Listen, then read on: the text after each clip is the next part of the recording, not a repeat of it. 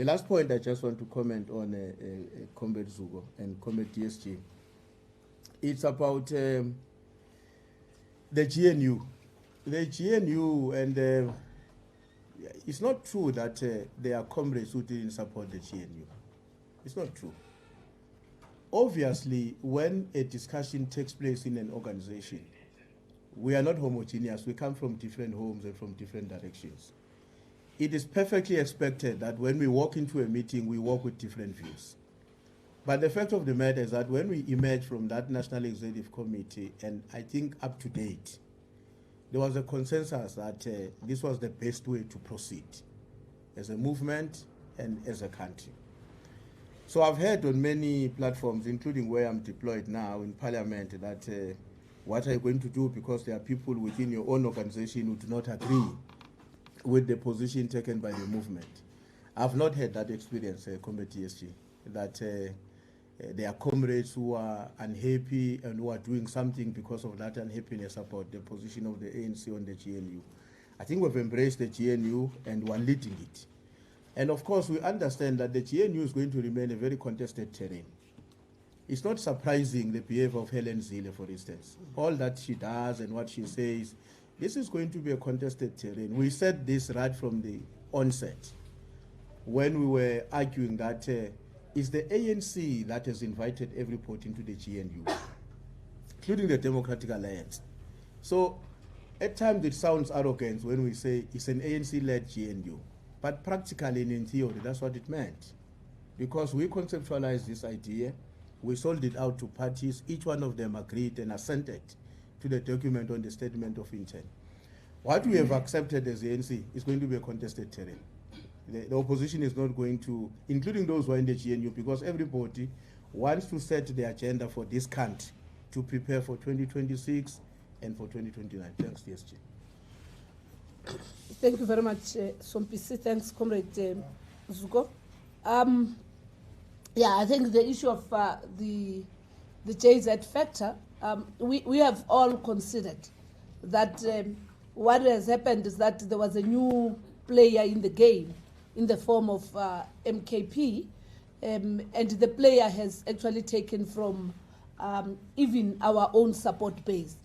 And how it has also been projected requires the ANC not to just take it simply and say people walked away from the ANC. We have to have a better understanding, the character of the province where there's dominance of the votes coming from there. Secondly, we have to also appreciate the fact that we had different messages and messages that also might have even misled the voter of an ANC of Cyril Ramaphosa and the leadership of Mr. Zuma trying to sort out the African National Congress. And as we speak now, there is also an effort on our side to go back and have a better understanding, and hence one of the things that I'm raising about a project that was manipulated to garner votes under the guise of ensuring that you have the support so that you come and sort out the ANC. Secondly, the issues about how we're going to rebuild KwaZulu-Natal and Gauteng. We are in the first NEC. Deliberations are going on.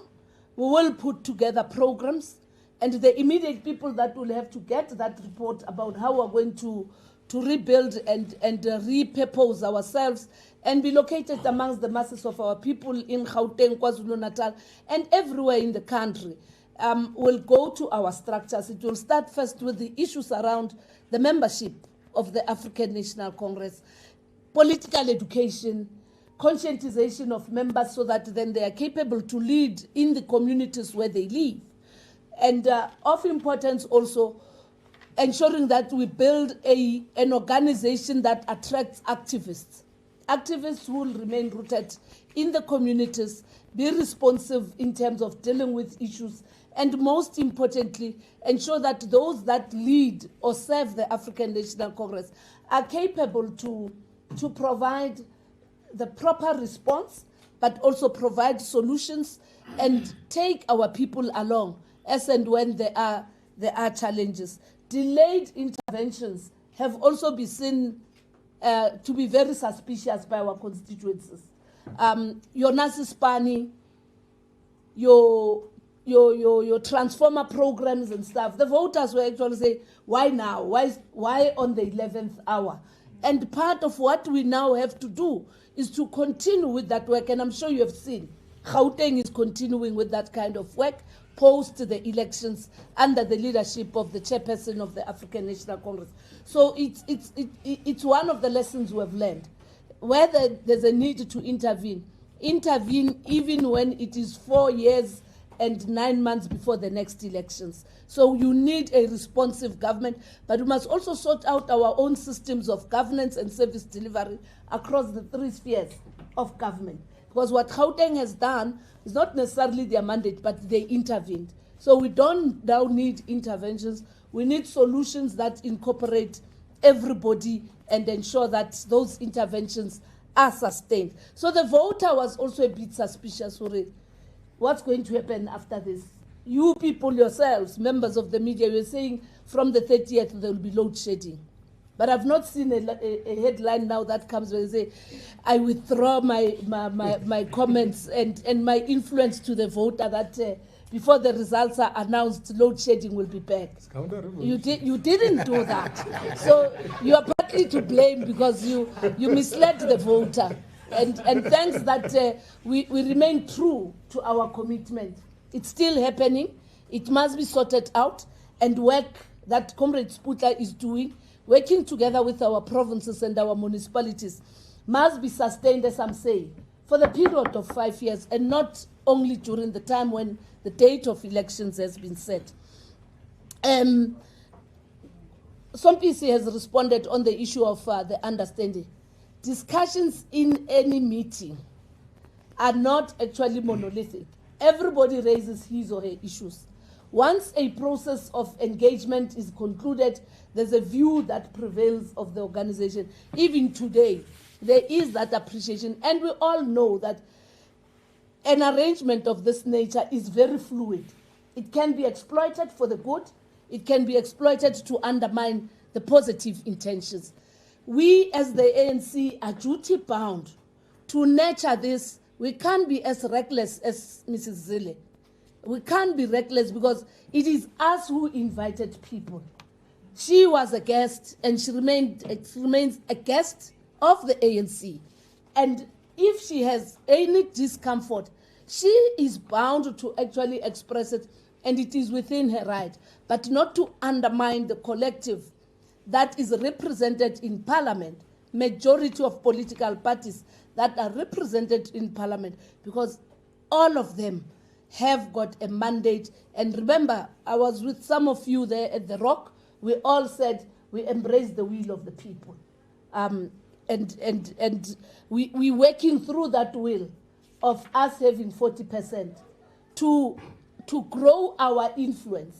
And we really hope that you'll have an appreciation that the ANC has been able to influence more than 9 political parties to work together with us to protect the hard-won gains of our democracy and to shape the way forward. And hence also, we have put the issue of the national dialogue so that we take all South Africans along. The issues about individuals who have erred previously and stuff, yes, that's why we have put the issue of consequence management and accountability, but will not be going on in a witch hunt. Government must have its own capacity of oversight, monitoring and evaluation, and we will not want to play the man. Remember the president's speech in Parliament. We're not playing the man, we're playing the ball. Whatever that has happened, that has to be sorted out and be fixed rather than going on a witch hunt. We never go to battle and expect that we're going to come back having lost. It was disappointing. It was very, very unfortunate. But because we have a responsibility, we had to keep our heads high and ensure that we don't disappoint the 6 million that voted for us. Because we can't cry and even tear ourselves apart when there is a significant number of voters that have actually voted for us.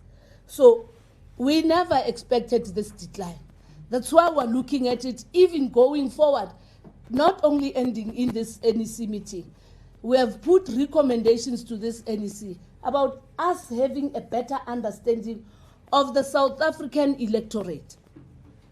We must look at the South African electorate according to regions, the provinces, but according to demographics, but also according to the different sectors of our society. Women remain consistent.